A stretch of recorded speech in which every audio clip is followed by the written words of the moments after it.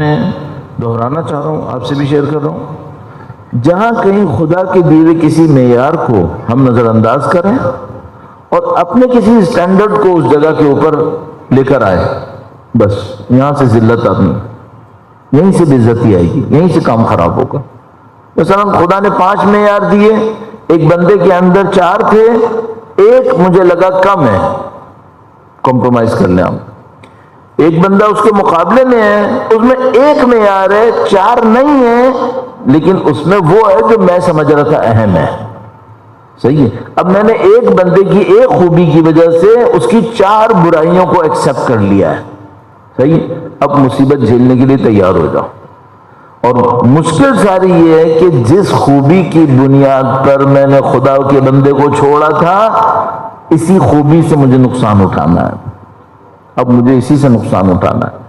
اچھا، یہ تو میں آپ کی خدمت میں جملات عرض کر رہا ہوں، کہنا اچھا نہیں ہے، لیکن یہ میں آپ کی خدمت میں عرض کر رہا ہوں، کم سے کم بھی 28-30 سال کا مجھے بھی تجربہ ہے، اور اس 28-30 سال کے تجربے میں نے مکرر بار بار یہ دیکھا ہے کہ ایسا ہی ہونا ہے۔ اب آپ کو اور مجھے اپنی زندگی میں طے کرنا ہے، وہ اسٹینڈرڈ انتخاب کریں جس کو دین نے دے دیا ہے، ان کے اوپر کمپرومائز نہیں کریں۔ ان اسٹینڈرڈ میں سب سے بڑا اسٹینڈرڈ کیا ہے؟ خوف خدا ہونا چاہیے، خدا کا خوف اس کے اندر ہونا چاہیے۔ امام فرما رہے ہیں کہ جلدی سے میں ان اسٹینڈرڈز کو دوبارہ عرض کرتا ہوں۔ فرمایا پہلی بات، ان ایسے لوگوں کو منتخب کرنا جو آزمودہ ہو، غیرت مند ہو، ایکسپیرینسڈ ہو لیکن غیرت مند ہو۔ اچھا، اس کے مقابلے میں کون سا شخص ہوگا؟ بے حس۔ شاید موقع نہ ہو، لیکن میں ایسی عرض کر رہا ہوں، ہم سے کچھ لوگ پوچھتے ہیں کہ مثلا ہم بچوں میں شادی کے موقع پر اگر بچی کے مثلا کوئی رشتہ آئے کیا دیکھیں، یا مثلا کوئی یہ کہہ رہا ہے بھائی ہمیں کسی بچی کے لیے رشتہ بھیجنا ہے، کیا دیکھیں؟ اچھا یار، کچھ چیزیں ہوتی ہیں جو بالکل اوپر نظر آ رہی ہوتی ہیں۔ اب ایک دیندار فیملی ہے، وہ کسی بے دین فیملی کے اندر رشتہ نہیں بھیجیں گے۔ کوئی بے دین فیملی ہو، وہ کسی بہت دیندار کے اندر رشتہ نہیں بھیجے گا، صحیح۔ لیکن یہ دونوں ہم سے یہ پوچھ سکتے ہیں کہ ہمیں کیا دیکھنا ہے۔ وہ دیندار بھی پوچھ سکتا ہے، بے دین بھی پوچھ سکتا ہے۔ بے دین ہے، اس کو دین سے اتنا زیادہ سروکار نہیں ہے، لیکن وہ سوچ رہا ہے ہمارے پاس ایکسپیرینس ہے، تو وہ ہم سے پوچھتا ہے کہ بھائی آپ کیا دیکھنا چاہیے۔ تو مثلا میں اگر کہوں گا تو کیا کہوں گا؟ آپ بچی میں پردہ دیکھیں، ساری بات دیکھیں، وہ ایک علیحدہ چیپٹر ہے، آپ نے دیکھ لیا۔ اب کیا دیکھیں؟ سب سے پہلے دیکھو اس میں حیا ہے یا بے حیا ہے، سب سے پہلے یہ دیکھو۔ کوئی مجھ سے کہے اگر پردہ نہیں ہے تو اس کا مطلب ہے بے حیا ہے، نہیں، ضروری نہیں ہے۔ بعض شاید پردے دار نہ ہو، باحیا ہو، اور بعض ممکن ہے کہ پردے دار ہو اور بدقسمتی سے بے حیا ہو، یہ ممکن ہے۔ سب سے پہلی چیز دیکھو، باحیا ہونا چاہیے، پردے دار بھی ہونا چاہیے۔ وہ تو ظاہر ہے کہ اگر دیندار ہوا تو میں نے پہلی بات انڈرسٹوڈ ہے وہ تو۔ دوسری بات کیا دیکھیں؟ دوسری بات یہ دیکھیں کہ کیئرنگ ہے، دوسرے کا خیال رکھنے والے ہیں، یا خود غرض ہے۔ بچی خود غرض ہو کام نہیں آئے گی، کیئرنگ ہونا چاہیے، اپنا خیال کرے، اپنا خیال کرے لیکن دوسروں کا بھی خیال کرے۔ دوسروں کا خیال کرنے کا جذبہ نہیں ہے، فائدہ نہیں ہے، کام نہیں آئے گی۔ تیسری بات کیا دیکھیں؟ بہت عجیب بات ہے یہ، میں مشورے میں یہ کہتا ہوں، ریکارڈ بھی ہو جائے، اچھا ہے، ذرا کسی کو مل جائے گا۔ تیسری بات میں کہتا ہوں، دیکھو لاجیکل ہے یا بے عقل ہے۔ کیوں؟ لاجیکل ہو، بے پردہ ہو، اس کو لاجک سے پردہ دار بنایا جا سکتا ہے۔ اگر لاجیکل نہیں ہے، اچھا لاجیکل نہیں ہوتا تو کیا ہوتا ہے؟ لاجیکل نہیں ہوتا تو اس کے اندر ایک اکڑ ہوتی ہے، ایروگنس ہوتی ہے، ہر چیز پہ اکڑنا جانتی ہے۔ یہ فائدہ نہیں ہے اس کا، یہ خاندان میں نہیں چل پاتی۔ تو یہ 3 کوالٹیز مجھے دین کے اوپر تاکید کے ساتھ 3 کوالٹیز مجھے سمجھ میں آتی ہیں۔ حیا ہونی چاہیے، کیئرنگ ہونا چاہیے، توجہ دینے والا ہونا چاہیے دوسروں پر۔ تیسری بات لاجیکل ہونا چاہیے۔ مرد میں کیا دیکھیں، لڑکے میں کیا دیکھیں؟ میرا اپنا ہی خیال ہے جو لڑکے کے اندر ہمیں دیکھنا چاہیے، نمبر ایک، اب جو میں یہاں سے میں ادھر گیا تھا، نمبر ایک غیرت مند. غیرت ہے اس کے اندر یا نہیں ہے؟ اچھا ہم لوگوں کے یہاں غیرت کا مطلب کیا ہے؟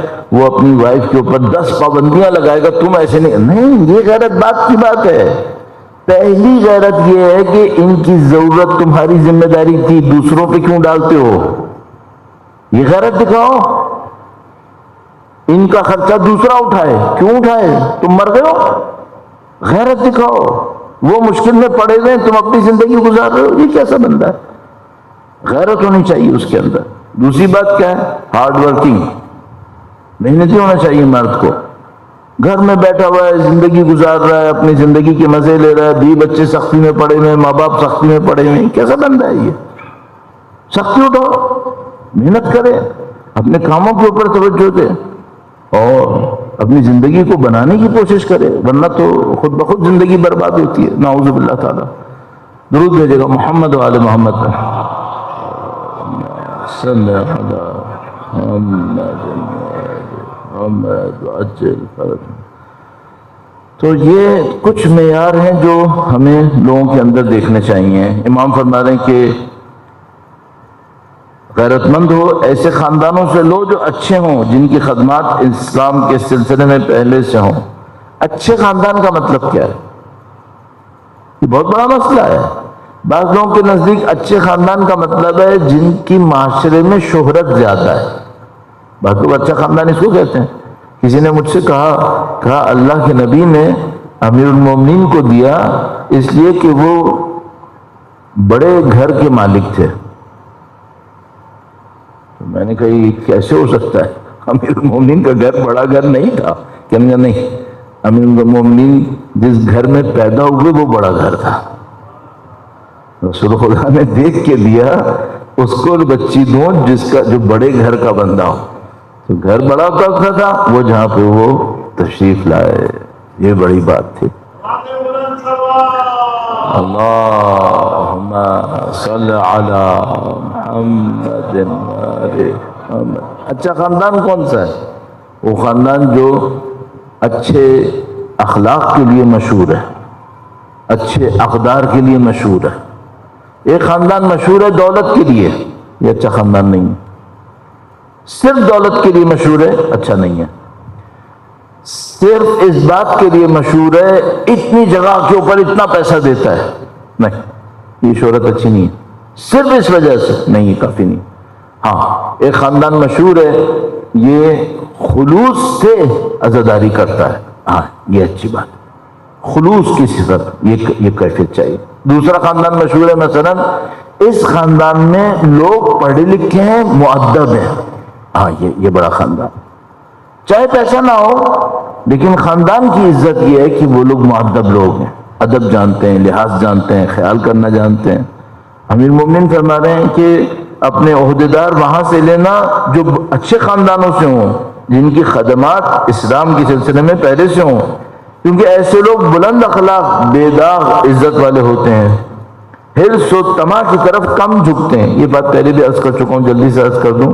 اگر کسی خاندان کا بیک گراؤنڈ اس بات پر ہو کہ وہ اپنے لیے عزت کے قائل ہوں، یہ رشوتیں نہیں لیتے، یہ کرپشن نہیں کریں گے، کیونکہ ان کو پتا ہے کہ کرپشن لینا اور یہ رشوتوں کے کاموں میں جانا، حرام کھانا، یہ اندر سے بے عزتی لے کر آتا ہے. تو جو صاحب عزت ہوگا وہ کبھی اس میں نہیں جائے گا، صاحب احترام کبھی نہیں جائے گا. 10 دفعہ کہوں گا میرے اور آپ کے اجداد ہم سے زیادہ امیر نہیں تھے. ہم زیادہ تر کے بعض کے آپ کے شاید اجداد نواب ہوں، خاندانوں میں کچھ ہوں، میرے زیادہ تر ہمارے اجداد ہم سے زیادہ امیر نہیں تھے، لیکن ان لوگوں نے اپنے اخلاقی اقدار بہت مضبوط رکھے ہوئے تھے. اس وجہ سے وہ لوگ کبھی کرپشن وغیرہ کی طرف نہیں جاتے تھے. اور اب یہ ہو گیا ہے کہ پیسہ بہت ہے خاندانوں کے اندر لیکن اقدار نہیں ہے.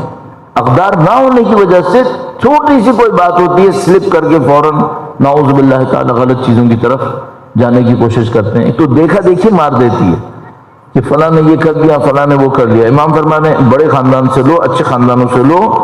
یہ لوگ حرص و طمع کی طرف کم جھکتے ہیں، عواقب و نتائج پر زیادہ نظر رکھتے ہیں. اس کے بعد امام نے فرمایا کہ جیسے قاضیوں کے لیے بھی کہا تھا کہ تنخواہیں تھوڑی زیادہ رکھنا، ایسا نہ ہو کہ وہ اس کی وجہ سے کسی غلط کام کی طرف جائیں، تنخواہ اتنی ہو کہ ان کا نفس ان کو اس بہانے میں مبتلا نہ کرے۔ اور اس کے بعد فرمایا سچے اور وفادار مخبروں کو ان پر چھوڑ دینا، نگرانی ہونا بہت ضروری ہے۔ کسی بھی انسان کے اوپر یہ نہیں کہا جا سکتا کہ یہ نعوذ باللہ مثلا ہم اس کو برا سمجھتے ہیں اس لیے نگرانی کر رہے ہیں، نہیں، ایسا نہیں ہے۔ اچھوں پہ بھی نگرانی ضروری ہوتی ہے، کیوں؟ اس اچھے کو شیطان کا دھوکہ نہیں دے سکتا۔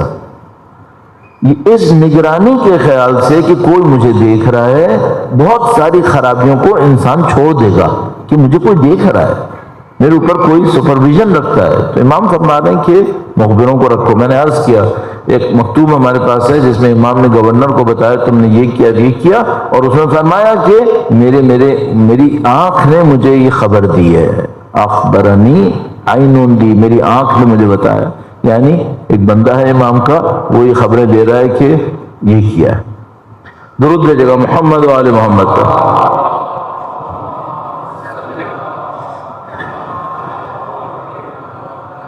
اب دیکھیے وہ جو کل ہماری بات ہوئی تھی نا کہ بھئی آپ بلا وجہ میں کسی کا الزام سن کے ایک دم سے سب کچھ کر دیں، امام فرما رہے ہیں خائن مددگاروں سے اپنا بچاؤ کرتے رہنا۔ اگر ان میں سے کوئی خیانت کی طرف ہاتھ بڑھائے اور متفقہ طور پر جاسوسوں کی اطلاع تم تک پہنچ جائیں تو شہادت کے لیے بس اسے کافی سمجھنا۔ ایک جاسوس نے ایک اطلاع دی ہے، یہ کافی ہے؟ امام فرمایا نہیں۔ ایک جاسوس نے ایک خبر دی ہے، یہ کافی نہیں ہے۔ متفقہ طور پہ جاسوس کہیں اس نے کرپشن کیا ہے، ہاں اب تم سزا دے دو۔ اب پھر یہ نہیں کہنا کہ میرے پاس گواہ نہیں ہے، نہیں، تمہارے پاس ایک سے زیادہ گواہ مل گئے، اب اس کو سزا دے دو۔ تو یہ بہت امپورٹنٹ پوائنٹ۔ تو متفقہ طور پر جاسوسوں کی اطلاعات تم تک پہنچ جائیں تو شہادت کے لیے بس اسے کافی سمجھنا۔ امام فرما رہے ہیں اسے جسمانی طور پہ سزا دینا اور جو کچھ اس نے اپنے عہدے سے فائدہ اٹھاتے ہوئے سمیٹا ہے اسے واپس لینا، اسے ذلت کی منزل پہ کھڑا کرنا اور خیانت کی رسوائیوں کے ساتھ اسے روشناس کرانا۔ لوگوں کو بتاؤ اس نے غلط کیا ہے، ننگ و رسوائی کا توق اس کے گلے میں ڈال دینا۔ ایک دفعہ ثابت ہو جائے کہ اس نے مسلمانوں کے ساتھ خیانت کی ہے، جاسوسوں نے متفقہ طور پہ کہہ دیا کہ ہاں یہ خیانت کار ہے، امام فرما رہے اب کوئی تم اس کے ساتھ رعایت نہیں کرنا، اب اس کو بھرپور سزا دینا۔ کیوں؟ اگر اب بھی سزا نہیں دی تو پھر تو تم نے خیانت کا دروازہ کھول دیا۔ قومیں ہم سب کو معلوم ہے، ہم تو پاکستان میں تھرڈ ورلڈ کے رہنے والے ہیں، فرسٹ ورلڈ میں بھی ایسا ہی ہے، جو طاقتور ہوگا وہ بچ جائے گا۔ بس جس قوم قبیلے کے اندر جس ملک کے اندر یہ آئے گا وہاں فتنہ و فساد مچے گا۔ اب ممکن ہے کوئی یہ کہ مولانا یہ دیکھیں نا یہ یورپی ممالک ہیں یہاں کوئی فتنہ فساد نہیں ہے، دور سے دیکھ رہے ہو، جا کے اندر جا کے دیکھو وہاں پہ کیا ہو رہا ہے۔ یہ جو بعض اوقات ہمارے دوست احباب سمجھتے ہیں نا یہاں کرپشن ہے، مثلا کینیڈا میں نہیں ہوگا، امریکہ میں نہیں ہوگا، یورپ میں نہیں ہوگا، تو میں بعض اوقات دوستوں کے درمیان بیٹھا ہوتا ہوں، خود خاموش ہو جاتا ہوں، تو جو وہاں کے رہنے والے ان کو موقع دیتا ہوں وہ بولیں، وہ سنائیں کہ یہاں پہ کیا ہو رہا ہے۔ تو ایسا ہوا ہے کہ مثلا البتہ میں اس جگہ پہ بولتا ہوں جہاں پہ وہاں پہ بیٹھنے والا کوئی نہیں بولے گا، جرات نہیں کرے گا، وہاں پہ مجھے بولنا پڑتا ہے، لیکن بعض اوقات میں یہ کرتا ہوں۔ ایک صاحب تھے، وہ ایک جگہ بیٹھے ہوئے تھے، پرانی پتہ نہیں کیا عقل ہو سمجھ رہا ہے، ہمیں 30 سال ہو گئے یہاں پہ، ہمیں پتہ ہے وہ جوان کے اندر کیسی باتیں کر رہا ہے، یہاں کی پولیس ایسی ہے، یہ کرتی ہے وہ کرتی ہے، اپنا اس نے بیچارے نے بتایا کہ میرے ساتھ کیا کیا ہے۔ کہانیاں ہیں یہ لے کے بیٹھے میں اپنے ذہنوں کے اندر۔ اصل جا کے انسان دیکھے تو انسان حیران ہوتا ہے کہ بھائی تم لوگ کیا بنائے ہوئے ہو۔ ہاں یہ کہ وہ لوگ ہیں بہت ہوشیار، اس میں کوئی شبہ نہیں ہے، وہ لوگ بہت ہوشیار ہیں، ظاہر کو ایسے بنا کے رکھیں گے کہ سب اپنے طور پہ سمجھتے رہیں گے سب صحیح چل رہا ہے، دیکھیں بہت کچھ ہو رہا ہے اندر۔ اور جو کچھ دنیا کے ساتھ ہو رہا ہے وہ کیا ہو رہا ہے، جو کچھ دنیا کے ساتھ کر رہے ہیں یہ لوگ وہ کیا کر رہے ہیں۔ یہ جو پوری دنیا کی دولت سمٹ کے مشکل سے 5% کے ہاتھ میں آ گئی ہے، 95% لوگوں کی دولت 5% کے ہاتھ میں ہے تقریباً۔ یہ کیا آسانی سے ہوا ہے؟ کس طرح سے انہوں نے کھیل کھیلے میں ابھی بہت سارے افریقی ملک ایسے ہیں میں خود گیا ہوں، اپنی آنکھوں سے دیکھا ہے. بہت سارے افریقی ملک ایسے ہیں جہاں یہ یورپی ممالک کے جہاز اترتے ہیں، مائنز منرل نکالتے ہیں، ان کے جہاز لے جاتے ہیں، نہ امیگریشن نہ کوئی کسٹم، ان کے اپنے جہاز چل رہے ہیں، کوئی پوچھنے والا نہیں ہے کیا ہوا. یہ بہت سارے ملک ہیں جو ہیروں کے گھر ہیں، وہاں پہ ہیروں کے کانے ہیں وہاں پہ، جس میں سے کچھ نصیب نہیں ہو رہا انہیں. انہیں کیا نصیب ہوتا ہے؟ اس کو اس سے لڑا دیا، اس کو اس سے لڑا دیا، اس کے اتنے بندے برباد دیے. سب کو معلوم ہے یہ باہر سے بیٹھ کے سب کام کر رہے ہوتے ہیں. لیکن مشکل کیا ہے؟ مشکل یہ کہ طاقتور کو کوئی سزا نہیں دے گا. اس صہیونی حکومت نے کیا کیا؟ اس کا 10% بھی دنیا میں کہیں اور ہوتا، وہ ملک اس وقت اقوام متحدہ سے باہر ہوتا، اس کا کھلاڑی اولمپکس میں آ ہی نہیں سکتا تھا. اور یہ سب کچھ کرنے کے بعد ابھی بھی باعزت بیٹھے ہوئے. اللہ کا شکر ہے کہ ان کے خلاف رولنگز بھی آ گئی ہیں. انٹرنیشنل کورٹ آف جسٹس نے فلاں نے سب نے ان کے خلاف پاس کر دیا. اب بھی کچھ نہیں ہو رہا، بیٹھے ہوئے. امریکی حکومت ہر 2 ہفتے بعد 1 ہفتے بعد اتنے بلین ڈالر اور دے دو، اتنے بلین اور. کیا ہو رہا ہے یہ؟ اس کو کیا دیکھنے والے اب بھی کہیں گے کہ یہ مولانا اسلام تو ویسٹرن کنٹریز میں ہے، ہم تو مسلمان ہیں؟ اب بھی یہی کہو گے؟ جو بچوں کے قاتل ہیں ان کو 15 ارب 30 ارب ڈالر وہ دے رہے ہیں کہ اور قتل کرو. کس کے بموں سے مار رہے ہیں؟ یہ انہیں کے بموں سے مار رہے ہیں نا. اب بھی ہم یہ بولیں گے ان کے یہاں انصاف ہے؟ اب بھی ہم بولیں گے ان کے یہاں اسلام ہے؟ کہاں کا ہے؟ سب فضول کی بات ہے، اپنے آپ کو دھوکہ دینا ہے. یہ تو امام فرما رہے ہیں کہ ایسا ہو تو اسے کافی سمجھنا، اس کو سزا دینا، اور خیانت کی رسوائیوں کے ساتھ اسے روشناس کرنا. اگر ایک انسان کو قتل کرنے والا قاتل ہے نا، اور کوئی نہ بولے، تو خدا نے متعال فرماتے ہیں من قتل الناس کأنما قتل الناس جميعا. ایک بندے کو کسی نے مارا، قتل نفسا، ایک نفس کو کسی نے مارا تو اس نے جیسے ساری انسانیت کو مار دیا. اور جو ملک 40,000 سے زیادہ مار چکا ہو، اب بھی ہم نہ بولیں، اس کا مطلب کیا ہے؟ پھر ان 40,000 میں کم سے کم بھی اندازے کے مطابق کم سے کم بھی 20,000 بچے ہیں. اور کیسے مر رہے ہیں؟ یعنی آدمی اب تو ہوتا ہے سوچ کے وحشت ہونے لگتی ہے. ایک اسنائپر ایک گولی مار دے کسی بندے کو، بچنے کا کوئی چانس نہیں ہے. اسنائپر کی رائفل بہت بڑی ہوتی ہے، اس کی گولی بہت بڑی ہوتی ہے. 7 سال کے بچے کو اسنائپر نے ایک دفعہ دل میں مارا ہے، ایک دفعہ سر میں مارا ہے. کون جلاد بیٹھا ہوا ہے پیچھے گن کے؟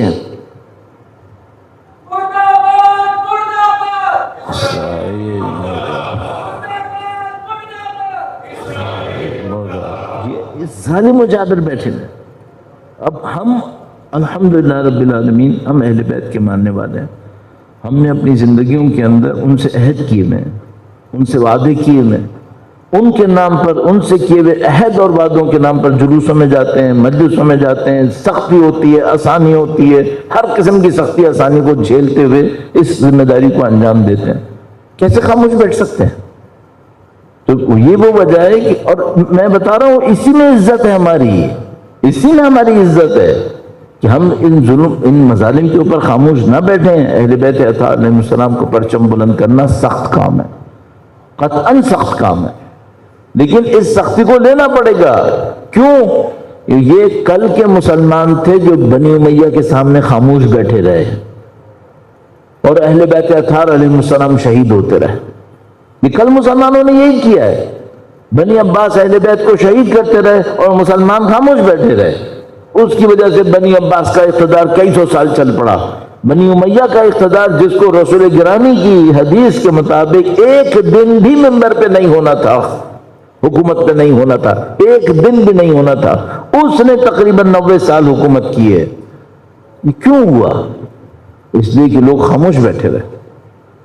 ہمارے پاس صرف ایک راستہ ہے، وہ یہ کہ ہم ان مظالم کو بیان بھی کریں، ان کے خلاف بولیں. اور الحمدللہ رب العالمین ہم اچھے دور میں، بہت اچھے دور میں، زندہ رہیں نہ رہیں، کچھ کر سکیں یا نہ کر سکیں، ابھی اگر مجھ سے کوئی پوچھے 40 سال ہو گئے مجھے دینی طالب علم بنے ہوئے، ایک دن بھی ہم امام کی تشریف آوری سے پیچھے نہیں گئے، مسلسل امام کی تشریف آوری کے نزدیک گئے۔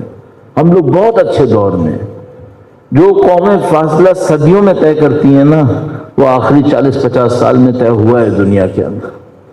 اور مجھے نہیں معلوم کہ اب جو اسپیڈ ہے وہ کتنی ہے، ہم نہیں معلوم، ہم لوگ نوکر ہیں اہل بیت اطہار کے، اگر بہت اچھے ہوئے تو نوکر ہیں خادم، اگر بہت اچھے ہوئے تو ہم التجا یہ کریں گے کہ آج ظہور ہو، لیکن اگر حکم خدا انتظار پر ہے تو ظاہر کہ انتظار کریں گے۔